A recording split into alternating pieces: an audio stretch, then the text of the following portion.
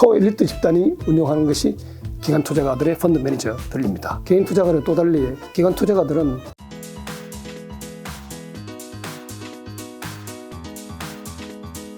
야, 이렇게 기관 투자자로서 굉장히 오랜 세월 계셨던 거잖아요. 네, 그렇습니다. 기관 투자자라는 게 우리가 뭐 개인 투자 이름은 많이 들었는데 네. 정확하게 좀 어떤 일을 하는 곳일까요? 기관 투자가 여러분들 기관 투자가는 크게 보시면 공적인 기관 투자가가 있고 민간 기관 투자가가 있습니다. 공적인 기관 투자가는 여러분들 잘 아시는 연기금, 국민연금, 공무원연금, 그다음에 사학연금, 군인연금 등이 있고요. 그다음 공제로서 역시 같은 경찰공제, 군인공제, 지방행정공제 등등이 있습니다. 거기 다들 이제 공적인 기관 투자가고요. 사실은 이 기관 투자가들 중에서 제일 상위에 속하는 그런 상위 개념의 기관 투자가입니다. 왜냐하면 규모는 뭐 국민연금이 아시겠지만 한 900조 정도로 제일 많죠.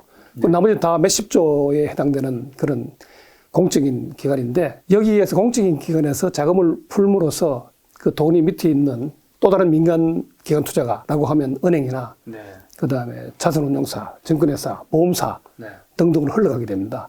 그래서 기관 투자가는 공적인 기관 투자가, 민간 기관 투자가로 나뉘는데 그 차이를 약간 말씀드리면 공적인 기관 투자가는 옛날에는 과거에 그 시장 방어를 위해서 기관 투자가를 사용하기도 했습니다. 요즘은 그건 못하죠. 그 공적인 기관 투자가는 그야말로 대한민국에 돌아가게끔 하는 사람들을 돈을 관리하는 데입니다. 국민연금은 국민의 돈을, 군인연금은 군인의 돈을, 경찰 공제는 경찰의 돈을, 그 다음에 학교 선생님 돈은 사학연금, 교직원 공제에도 마찬가지입니다.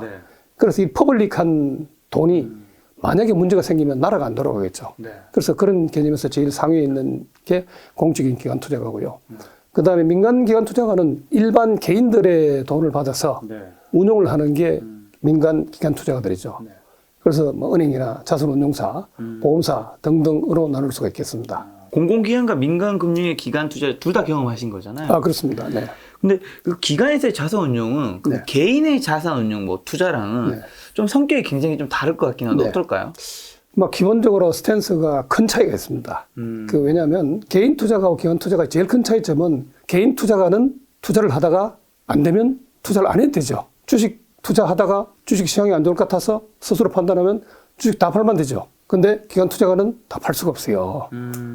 기관 투자가가 주식을 다 팔아버리면 나라 주식 시장이 큰일 납니다. 그만큼 물량이 많아지기 때문에. 그래서 항상 일정 부분은 주식이나 채권을 들고 가야 되는 게 기관 투자가들의 운명입니다. 그러면 개인 투자가들하고 기관 투자가들과 차이가 뭐냐? 여러분들은 기관 투자가들은 사실은 기본적으로 뭐 돈이 무궁무진하게 많습니다. 뭐 개인보다 뭐 돈 금액 자체로는 다들 뭐 몇십조, 몇백조 단위기도 하고. 대표님께서 가장 크게 운용했던 돈이 어느 정도셨나요? 프루덴셜 글로벌 기업에 있을 때 한 25조 정도 됐고요.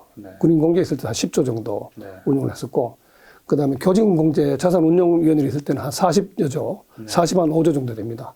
의 돈을 운용을 해왔던 적이 있습니다. 개인 투자가들하고 좀 차이점을 조금 말씀드리면 돈은 무궁무진 많은데, 그죠? 근데 운용하는 사람들이 개인 투자가들은 개인이 운용을 하지만 기관 투자가는 대한민국에서 최고로 숙달된 그런 펀드 매니저, 최고로 소위 말해서 금융시장에서 공부를 많이 한 그런 사람들이 운영하는 초엘리트 집단이 운영하는 것이 기관 투자가들의 펀드 매니저들입니다. 개인 투자가는 또 달리 기관 투자가들은 그 회전율이라고 얘기하죠. 소위 말 샀다 팔았다 하는 그런 회전율도 상당히 제한을 많이 둡니다. 왜냐하면 한번 샀다 팔았다 할 때 그 임팩트가 시장에 굉장히 많은 영향을 미치죠. 특히 젊은 개인들이 샀다 팔았다 자주 많이 하죠. 회전율이 너무 높아서 수익률이 별로 안 좋았다. 그래서 20대 남성들 그게 데이터가 있었죠. 있죠. 그거는 왜 그러냐면 소탐대실, 그야말로 조금 먹으면 팔았다가 조금 또 빠지면 또 샀다가 무수히 반복되면 수수료가 작다 하더라도 사실은 그게 쌓이고 쌓이면 굉장히 큰 임팩트가 됩니다. 이상 뭐 간단히 기관 투자가의 성격에 대해서 말씀드렸습니다. 그럼 기관은 굉장히 안정적이고 보수적으로 좀 투자할 것 같다는 생각을 저희가 하는데 기관 투자자들이 가장 중요하게 생각하는 건 뭔가요? 투자할 때? 아까 말씀드렸는데 개인 투자가는 투자하다가 마음에 안 들면 안 해도 되죠. 근데 기관 투자가들은 대한민국이라는 나라가 존재하는 한 기관 투자가는 계속 운영을 해야 됩니다. 자, 그래서 운영 중에 지속 가능한 운영. 올해도 펀드를 운영을 하고 내년도 하고 10년 뒤에도 하고 아마 100년 뒤에도 할 겁니다. 예를 들면 뭐 올해 하반기에 장이 진짜 안 좋을 것 같다고 해도 다 뺄 수 없다는 뜻인 건가요? 절대 못 빼죠. 뺄 수가 없습니다. 다 세상 사람들이 다 올 하반기에 시장이 진짜 안 좋을 것 같다 하더라도 만약에 그 뺀다 그러면 그 지금 그 강도의 2배, 3배 이상으로 빠집니다. 기관 투자를 팔게 되면. 그런 의미에서 항상 이 시장을 버팀목 역할을 하는 게 기관 투자가들의 숙명입니다. 그런 측면에서 일정 부분은 항상 기관 투자가들은 주식이나 채권을 보유하는 게 제일 큰 숙명이라고 말씀드릴 수가 있습니다. 그럼 기관 투자자 입장에서 네. 뭔가 개인 투자자랑 어쨌든 자산 운용 방식이 좀 다를 것 같은데 네. 개인 투자자들에게 좀 해줄 수 있는 이야기는 있을까요? 개인 투자가들은 사실은 저희들은 개인 투자가들한테 기관 투자가 입장에서는 아까 말씀드린 대로 대한민국 최고의 실력자들이 모여있는 것이 기관 투자가들의 운용팀, 펀드 매니저 팀들입니다. 그 사람들하고 일반들 개인들하고는 비교할 수가 없어요. 목표 수익률도 뭐 나중에도 이야기 나올지 모르겠습니다만은 목표 수익률도 우리는 적당한 수익률에 타겟 수익률을 맞추고 하죠. 우리가 흔히 그 개인 투자가들한테 투자하는 목표 수익률 많이 물어봅니다. 혹시 김 대표님 목표 수익률이 몇 %인지 한번 여쭤봐도 될까요? 저는 뭐 사실 솔직히 말씀드리면 굉장히 낮습니다. 한 10에서 15% 정도. 오, 이거 완전, 굉장히 만족합니다. 완전히 기관 투자가 수준인데요. 어찌 저 따위가. 오. 하지만 이제 주변에 있는 개인분들은 뭐 대부분 뭐 30%, 한 50%뭐 이 정도는 바라죠. 아, 그게 이제 30%, 50%는 그 역으로 얘기하면 원금의 30% 깨져도 좋다. 내지는 50% 깨져도 좋다. 라는 각오를 하고 하는지 그걸 꼭 여쭤보고 싶네요. 그래서 지금 말씀하시는 15%, 20%를 만약에 타겟으로 한다 그러면 굉장히 안정적으로 운영할 수 있는 소지가 있습니다. 예.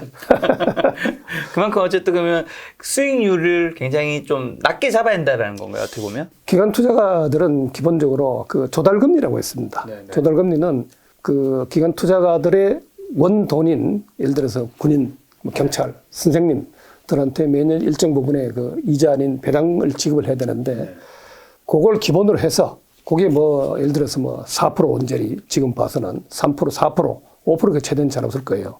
4% 언저리 한 2배 정도 수준. 그러면 구태여 숫자로 이야기하면 뭐 10% 안짝. 그죠? 한 8, 9% 정도. 그걸 목표 수익률로 세우고 그렇게 운영을 많이 합니다. 그러면 실질적으로 목표 수익률을 달성할 수도 있지만 그렇지 않을 수도 있거든요. 그래서 이렇게 보수적으로 세우는 게 목표 수익률을 15% 기관 투자자들이 20% 세우고 투자를 운용을 하면 어떻게 될까요? 운용한 사람들이 굉장히 공격적으로 하죠. 그러면 거꾸로 깨먹을 확률도 훨씬 많아집니다. 개인 같으면 그렇게 해도 괜찮아요. 근데 기관 투자가들은 절대 그렇게 해서는 안 되죠. 뭐냐? 아까 말씀드렸다시피 기관 투자가는 올해도 돌아가야 되고 10년 뒤도 돌아가야 돼요. 100년 뒤도 돌아가야 되는 게 기관 투자가입니다. 그런 의미에서 안정적으로 보수적으로 운영을 할 수밖에 없는 구조다라고 말씀드리고 싶습니다. 그렇게 그러면 안정적으로 보수적으로 투자를 하는 게 결국 수익률에도 플러스적인 영향이 있는 건가요? 다른 말로 좀 답변을 드리면 그 기관 투자가들 중에 가끔 이제 국정감사 가서 원래 특히 만약에 수익률이 많이 나빠졌다 그러면 국정감사에서 국회의원들한테 혼나는 경우가 있습니다. 왜 원래 마이너스가 됐느냐? 사실 그해 코스피 종목도 엄청 빠졌습니다.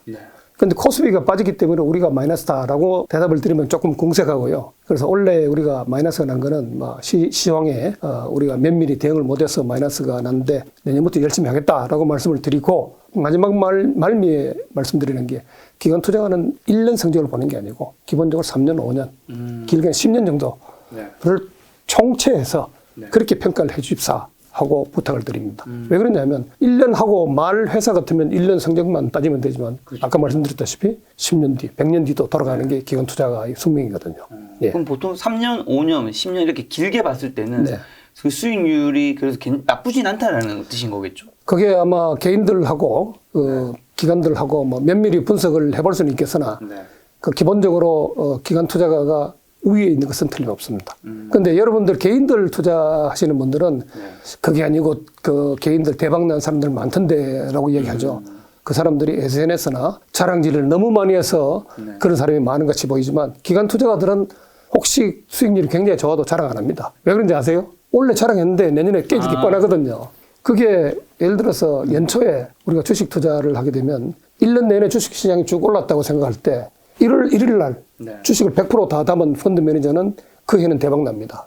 그죠? 근데 주식시장이 항상 오르기만 합니까? 빠지기도 하죠. 그렇죠. 그 사람이 그대로 가지고 있으면 두 번째 해는 제일 리스크가 큰 사람이 바로 그 사람이 됩니다. 그래서 그거를 3년, 5년간을 좀 합산을 하자는 게 그런 의미고요. 그리고 또 아까 말씀드렸다시피 개인은 돈을 많이 벌면 친구들은 자랑도 하고 그렇죠, 그렇죠. 차도 좋은 걸 사고 네. 집도 사고 네. 뭐 자랑 일을 많이 하죠. 네. 그래서 그런 의미에서 기관 투자가들은 절대 자랑을 못 합니다. 올해 많이 먹으면 내년에 깨질 것을 알고 있습니다. 짱법을 알고 있습니다. 네. 자, 뭐 기관 투자자의 말씀을 들어보니까 뭔가 안정적으로 해야 한다. 리스크를 관리해야 한다. 자기 투자 성향에 맞게 해야 한다. 이런 같은 말이 옳고 당연히 그런 줄 아는데 네. 왜 그렇게 해야 하는지 좀 구체적인 이야기 해 주실 수 있을 것 같아요. 그거를 뭐 뻔한 이야기인데, 네네. 그죠? 개인들은 그 대박나는 지름길 이런 거 유튜브나 뭐 이런 데 많죠. 아, 그렇죠. 종목 하나 탁 종목 찍어주면 하나 해서 이제 뭐 조회수 올라가고. 그죠? 뭐. 조금만 냉정히 생각해 보시면 네네. 그런 한 100개 정도의 사람들이 대박나는 종목을 각각 하나씩 추천을 하면 그 100개 중에 한두 개는 맞을 수가 있어요. 아, 그렇죠. 한두 개 맞으면 그 다음부터는 그 사람들 그쪽으로 쫙 몰립니다. 네. 자, 나머지 99개, 98개는 다 사그라져요. 네.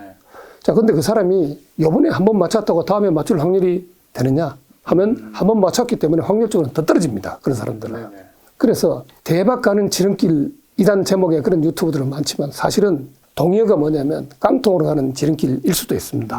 그런 거는 대부분의 단기간에 급등한 종목을 많은 면을 보시면 소위 말해 작전주, 이걸 제가 감히 말씀드려도 될는지 모르겠으나 제가 한 40년 동안에 금융권에 있어 보니까 작전주의 언저리에 초창기에 같이 동참한 사람들은 돈을 벌습니다. 네네. 근데 대부분의 우리 일반 투자가들은 네. 중후반기에 혹은 말미에 그 정보가 자기한테 옵니다. 그러면 잠시 샀다가 잠시 좋았다가 끄끄러지는 그런 투자, 깡통으로 하는 그런 경험을 굉장히 많이 했습니다. 그리고 또 투자를 하다 보면 그 자기 돈뿐만 아니고 신용 투자, 그죠? 레버리지 투자, 빌려 사는 투자 많죠. 그렇게 하게 되면 그 금리 자체가 그게 뭐 작아 보여도 2배, 3배의 금리가 되고 하면 더 이상 버티기 힘듭니다. 그래서 그런 측면에서 자기의 투자 성향을 맞춰서 해야 되는데 자기의 투자 성향을 스스로 잘 알까요, 모를까요? 잘 모르겠죠. 잘 모르죠. 그러면 투자를 하기 전에 제일 중요한 거는 자기 성향을 좀 먼저 알아야 됩니다. 네. 제가 기관 투자를 오래 했으니까 제 친구들이 저한테 가끔 그런 질문을 많이 해요. 뭘 어떻게 했으면 좋겠냐? 돈이 한 뭐 3천만 있는데 어떻게 했으면 좋겠냐? 그것도 내가 일을 모르는데 답을 어떻게 주냐? 그게 평소에 나오는 성격과 또 다릅니다. 투자 성격은. 네네.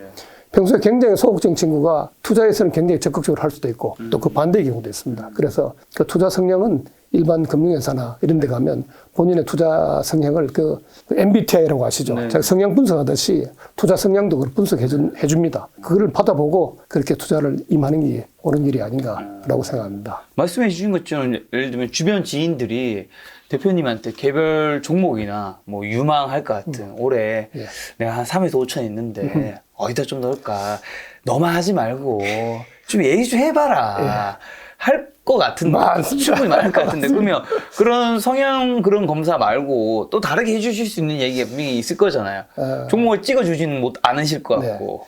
지금 적합한 질문을 해주셨고 저한테 굉장히 물어오는 사람들이 많습니다. 그러니까요. 그럼 제가 답이 딱 정해져 있습니다. 그 사람이 평소에 주식이 굉장히 익숙하고 투자도 많이 해온 사람은 저한테 안 물어봅니다. 네, 그렇죠. 그거는 자기네들 다 네트워크로 자기네 투자 상담사든지 뭐 증권에서 브로커든지 혹은 자문사에 맡겨놓는다든지 그렇게 운영을 하는데 나한테 물어보는 사람들은 대부분의 소위 말해 초짜입니다. 당신이 나한테 그걸 물어보면 벌써 시장은 상투다.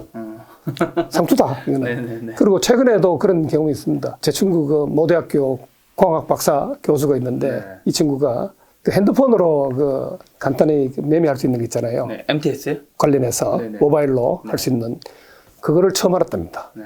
자, 우리 나이 때는 신기하지 않은 일이에요. 야, 이 친구가 그걸 처음 하니까 너무너무 재밌대요. 하루에도 몇 번씩 이렇게 샀다 팔았다 해보니까 수익률이 플러스 1% 나기도 하고 마이너스 1% 나기도 하고 네네. 기가 막히게 재밌죠. 네. 그래서 내가 그걸 보고 아하, 당신 같은 사람이 MTS를 하는 거 보니까 이제 시장이 진짜 상투구나 라고 답변을 해줬습니다. 자기는 why? 왜 자기 같은 사람이 그걸 하면 옛날 얘기가 좀 미안하지만 옛날에 증권회사 그 전광판 입고 하는 시절에 네. 제 여자분들 죄송합니다. 그 아주머니가 애기였고 그죠? 객장에 나타나면 그게 상투다. 주식에 진짜 전혀 관심 없던 관심 없던 분들이 분이. 관심을 가지기 시작하면 그래서 당신같이 그 평생 대학교만 있던 친구가 공학 박사가 주식에 관심을 가지고 시작한다. 네. 그러면 상투임에 틀림없다. 그래서 내가 기관 투자가 있는데 나한테 묻지 말고 본인의 성향을 먼저 알아야 되는데 네. 아까 얘기대로 본인의 성향을 먼저 파악하는 게 좋을 것 같다. 그런데 그걸 파악을 해보려고 그러면 그 금융기관도 그 유튜브도 있고 네네. 그 소위 말 제도권, 비제도권이 있죠. 그죠? 뭐 제도권 하면 뭐 증권회사, 자산운용사, 네네. 자산 그 자문사 등등도 있고 또 비제도권도 많습니다. 네. 요즘에는 카톡 단톡방에도 뭐 그런 게 많고 그래서 어느 게 좋고 나쁘냐는 사실 그런 걸 뭐 따지기보다는 전시에는 제도권이 좋습니다. 불확실성이 많을 땐 제도권이 좋습니다. 네. 왜냐하면 아무래도 많은 정보가 있고 불확실성이 많을 때는 제도권에서는 좀 더 안정적인 선택을 해주고 그렇게 투자권 유도합니다. 그런데 아주 시장이 좋을 때는 오히려 비제도권 뭐 조그맣게 한 사람도 있잖아요. 그런 사람들이 더 수익률이 좋을 수도 있습니다. 그런데 그 전체 프로테지로 따지면 비제도권이 반드시 좋다는 말씀은 드리기 힘듭니다. 왜냐하면 비제도권은 막 지를 수 있거든요. 그렇죠, 그렇죠. 제도권에서 못 지르는데 그 비제도권에서 막 지를 수가 있습니다. 막 지르고 하루아침에 털고 나갈 수도 있고. 그런데 제도권에서는 하루아침에 왕창 살 수도 없고 네. 또 하루아침에 시황이 하루아침에 바뀝니까? 안 바뀌거든요. 그렇다고 해서 왕창 팔고 나갈 수도 없어요. 그래서 그 시황이 불확실성이 많을 때 하고 네. 많지 않을 때 하고도 좀 분리해서 그렇게 좀 대응을 했으면 좋겠습니다. 그러면 대표님 금융기관에 계실 때 개인적으로 투자를 할 수 있었는지랑 그리고 지금 은퇴한 지금은 개인적으로 투자를 하신 건가요? 먼저 현역으로 있을 때는 제가 그 한 회사에 한 개 구자만 증권회사 구자 네. 한 개 직접 투자의 경우에 한 개 회사만 그렇게 가지고 있을 수 있습니다. 그게 무슨 말이냐면 나중에 본인 명의로 그 거래한 게 금방 드러날 수 있게끔 그렇게 금융감독을 지도합니다. 네네. 지금도 그런지는 잘 모르겠습니다. 네네. 그리고 지금 퇴직했어도 제가 사회이사로 이렇게 있으면 또 등기임원으로 이렇게 있으면 제가 주식을 단 한 주 상장해서 주식을 한 주나 두 주를 사더라도 그 회사에서 공시를 해야 됩니다. 그 기업의 사회이사인 경우에만 그런 건가요? 네. 아니면 다른 기업은 사도 상관없는 건가요? 내가 그 기업의 사회이사였으면 그 회사 주식을 살 때. 그렇죠. 그 회사. 그 회사 사회이사니까 내가. 그 왜냐하면 내부자 정보를 이용해서 할 수 있으니까. 그래서 저한테 거꾸로 이제 물으시면 제가 그 임원 생활 18년 했다 그랬는데 네. 18년 동안 저는 사실은 주식 투자는 거의 한 적이 없습니다. 네. 그 시장 좋을 때도 별로 안 했습니다. 하더라도 직접 투자는 아니고 간접 투자. 그죠? 저 펀드나 뮤추얼 펀드, 수익증권. 그 뒤에는 뭐 ETF라든지 등등 간접 상품이 많았죠. 네. 그래서 왜 그러냐면 저는 직장인 제가 금융회사였지만 제 본업은 원래 하는 금융 그 CFO 일, CIO 일을 해야 되거든요. 네. 그 본업에 집중하기 위해서는 이 주식 투자를 하게 되면 제가 신경을 뺏깁니다. 그렇죠, 그렇죠. 신경을 뺏겨서 사실 내 본업에 충실하지 못합니다. 네. 이건 대부분의 아마 금융권에 있는 그런 임원들은 당연히 그렇게 생각하고 그렇게 따르고 있을 거라고 생각하고 있습니다. 근데 네. 사실 모든 직장인들이 네. 대표님 금융업이 본업이었고 다 누군가는 뭐 제조업, 누군가 서비스 본업이 있을 건데 네. 요즘 시대에는 대표님은 이제 사실은 대표까지 하셨고 임원생활도 굉장히 오래 하셔서 네. 그 당시에는 또 사실은 굉장히 고금리이기도 하셨을 네, 거고 네. 월급도 좀 많으셨을 네, 거니까 그렇습니다. 이게 이제 경제적 자유를 이루는데 큰 문제가 없을 수 있었지만 네. 지금 이 저금리 시대에는 사실은 재테크를 꼭 해야 되잖아요. 네. 그러니까 재테크를 하면 할수록 본업에서 좀 멀어질 텐데 좀 어떻게 하면 좋을까요, 그러면? 자, 그 본업하고 재테크하고 시간적인 비율을 한번 이야기를 해볼까요? 네. 제가 본업에 있을 때 네. 제가 뭐 본업을 100% 올인했다라고는 말씀드릴 수가 없고요. 본업의 8, 90% 정도 텐션을 하고 재테크 아닌 뭐 또 다른 일에 한 10% 정도, 1, 20% 정도로 그렇게 일을 해왔습니다. 네. 그런데 이게 주객이 전도가 돼서 본업은 1, 20% 하고 네. 재테크에 7, 80% 하면 그 본업이 될까요? 안 될까요? 안 되겠죠? 안 되죠. 네. 안 되면 저는 오늘 이 자리에 없습니다. 사실은. 제가 참고로 제가 일본 유학을 갔다가 그 89년도에 들어왔는데 그 당시에 들어오니까 10명 중에 9명한테 제가 한국 귀국을 해서 취직을 해야 되는데 어디를 할까라고 물어봤습니다. 제 첫 직장은 현대중공업이었습니다. 네. 그런데 10명 중에 9명이 하는 소리가 증권회사 가라 그럽니다. 그 당시 코스피가 1000포인트 처음 찍을 때입니다. 네네. 자, 그래서 제가 증권회사 경력사원으로 들어왔는데 제 입사 동기들이 32명 있었습니다. 32명 중에 지금까지 금융업에 남아있는 사람은 딱 2명이었습니다. 네. 그 중간에 40 중반, 40 그 지점장 나가기 전에 대부분의 도태가 된 사람들이 많습니다. 왜냐하면 그때도 그 시황에 따라서 많이 출렁하거든요. 1000포인트 치고 바로 뭐 2000포인트 간 게 아니고 굉장히 많이 출렁출렁했습니다. 그때 증권회사나 이런 데서는 네. 갑자기 많은 사람들이 필요하니까 그 경력 사원들을 많이 모집을 했는데 경력 사원 모집을 한 게 금융업에 별로 경험이 없던 사람들도 많이 모집을 했어요. 네. 저도 그 중에 한 명이었고 제가 뭐 제조업에 있다가 유학 갔다 와서 금융업에 일면식도 없던 사람이 들어왔죠. 그런 사람이 본업에 익숙하지 않은 사람이 들어와서 결국은 이 업종에 버티지 못하고 중간에 나가는 그런 경우도 많았습니다. 그래서 제가 이 저금리 시대에 네. 재테크 안 하면 어떻게 살아나? 네.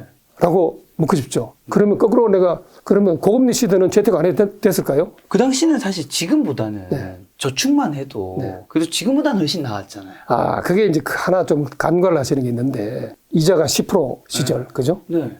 저축만 해도 10%, 그죠? 그런데 그때는 물가 상승률이라는 게 있습니다. 물가 상승률. 네. 물가도 1년에 10%씩 오릅니다. 그러니까 은행에 돈 넣어놓으면 10%인데 물가 상승률도 10% 올라요. 네네. 똔똔입니다. 쉽게 얘기하면. 지금도 마찬가지예요.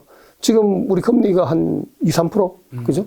근데 물가 상승률이 얼마일까요, 지금? 비슷합니다. 최근에 조금 오르긴 오르는데, 금리가 높을 때는 투자를 안 해도 금리만 있어도 된다는 거는 성립이 안 되는 겁니다. 물가 때문에. 지금은 사실은 그때나 10%대나 지금이나 똑같습니다.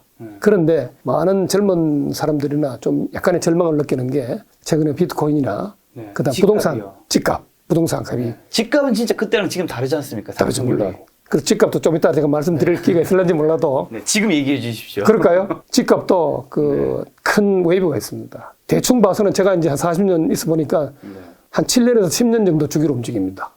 크게 하면 움직입니다. 그리고는 또 7년에서 10년 또 잠잠합니다. 네. 지금 광풍이 지금 작년에 지나갔어요, 사실은. 네. 그래서 앞으로는 그러면 집값이 빠지느냐? 물론 빠질 수도 있고, 뭐 일본 같은 경우를 예를 들면서 빠진다는 그런 분도 있을 수 있으나 사실은 아직까지는 좀 견고할 겁니다, 아마. 작년에 큰 폭의 상승이 있었기 때문에 앞으로 한 7년, 뭐 짧게는 5년, 10년 정도는 아마 옆으로 평탄하게 갈 확률이 상당히 많습니다. 그래서 집값을 작년에 그걸 보고 오르는 걸 보고 도저히 그냥 있어서는 상대적 박탈감을 느끼니까 네. 영끌해서 네. 비트코인도 투자하고 막 그렇게 했던 분들 많죠. 그렇죠. 근데 작년에 한 2년 전에 집을 장만한 분들은 큰 다행이고 못 했는 분들이 그래서 그거를 만회하려고 네. 지금 금융 쪽으로 과도하게 몰리고 있는 그런 형편도 없지 않아 있습니다. 그렇다면 지금 네. 대표님 말씀은 본업을 이제 중시해야 한다고 이제 말씀해 주시고 저도 그건 공감을 하는데 네. 저는 이제 그 본업을 중시하는 것만큼 재테크에 우리가 시간과 노력을 안 다하면 내 집 하나도 구하기가 힘든 세상이 돼버렸기 때문에 네. 어쩔 수 없는 시대가 아닌가라는 생각이 들거든요. 대표님 시대랑은 조금은 다른 시대인 것 같다라는 느낌이 네. 들어요. 그래서 앞으로 뭐 시대가 어떻게 변할지 모르지만 네. 집이란 게 네. 우리가 유목민도 아니고 네. 일단 한쪽에 머무는 그런 우리 민족이기 때문에 집을 필요한 건 필요합니다. 그렇죠. 한 채는 필요합니다. 네. 자, 그래서 누구나 좋은 집을, 좋은 데를 얻으려고 하면 엄청 비싸죠. 근데 삼구나 그 서울의 도심에 있는 쪽은 엄청 비싼데 서울이 그렇지 않은 지역도 상당히 많습니다. 아직은. 그래서 집을 생각하면서 과도하게 비싼 집을 목표로 내세우면서 그 집값을 사기 위해서 만회하기 위해서 과다하게 투자를 한다? 그러면 역으로 꼬이면 더 안 좋은 상황이 될 수도 있습니다. 그래서 제가 본업을 잠시 말씀드리면 보통 뭐 직장인들 한 연봉 한 3천만 원, 그죠? 한 3천만 정도 월급을 따박따박 받는 사람은 이게 받는 사람은 딴 사람은 1년에 주식 투자를 해서 3천만 원 벌었다는데 나는 1년 근무를 해서 3천만 원이다. 약간의 상대적인 박탈감도 있을 수 있으나 이게 무지무지하게 큰 거라는 걸 내가 한번 보여드릴까요? 자, 3천만 원을 매년 받는다 하는 거는 자기가 최근 그 금리로 이야기를 하면 15억 내지 한 20억 정도의 채권이 있는 거하고 똑같습니다. 네. 그 채권을 넣어놓으면 뭐 1년에 한 3천만 원, 네. 그죠? 받을 수 있습니다. 자, 이거는 그 원본은 내게 아닌데 또 불구하고 1년에 3천만 원이 있으면 15억 내지 20억이 자산에 있는 것 같이 엄청 중요한 겁니다. 네네. 엄청 큰 겁니다. 네. 그런데 많은 사람들은 그걸 생각 안 하고 지금 3천만 원을 투자를 해서 1년 뒤에 3천만 원을 벌려고 생각하고 있습니다. 네. 자, 3천만 원을 투자를 해서 3천만 원 벌려고 그러면 1년 뒤에 3천만 원이 날아갈 수도 있어요. 네. 그죠? 근데 사람들이 그 마이너스 이펙트는 안 보고 플러스 이펙트만 보고 투자만 그렇게 하려고 하죠. 네. 그래서 본업에 투자하는 시간을 저는 지금은 아까 말씀하셨지만 제 같으면 본업에 한 90%, 80, 90% 정도 투자를 하고 뭐 재테크나 아닌 일반 또 다른 활동을 한 1, 20% 정도 했으면 좋겠다 그러는데 지금 말씀하신 젊은 사람들의 그런 상태에는 그래도 그렇다 하더라도 제가 보기에는 그 하루 일과 중에 50%를 재테크에 몰두한다. 그러면 본업도 놓치고 재테크도 안 될 확률이 상당히 많습니다. 그래서 구태여 추천드린다 그러면 본업에 한 20, 30% 정도만 신경 쓰는 거 하고 물리적 시간도 그 정도만 좀 투여를 해야 되지 그게 일정 부분의 선을 넘어버리면 본업도 깨질 확률이 점차 많아집니다. 지금 말씀하신 거는 이제 재테크를 하지 말자가 아니라 요즘 시대가 재테크에 너무 본업을 소홀히 하면서까지 가고 있으니까 본업을 일단 다지고 그 외 시간 뭐 전체 내 에너지 100이랑 그중에서 2, 30 정도만 하면서 그렇습니다. 피해 가진 않게 하자. 왜냐하면 또 그거를 또 안 하게 되면 그 우리가 미국이나 특히 일본 같은 사태를 보면 저금리 시대는 일정 부분의 재테크를 하지 않을 수가 없어요.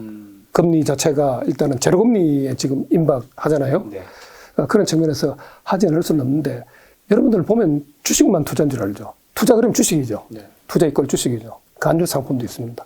또 해외 상품도 있습니다. 또 뭐 ETF든지 펀드 관련 상품도 많습니다. 그런 투자도 뭐 개인적인 포트폴리오도 좀 더 다변화했으면 좋겠다라는 게 저는 좀 안타까워서 제가 친구들한테 하는 이야기입니다.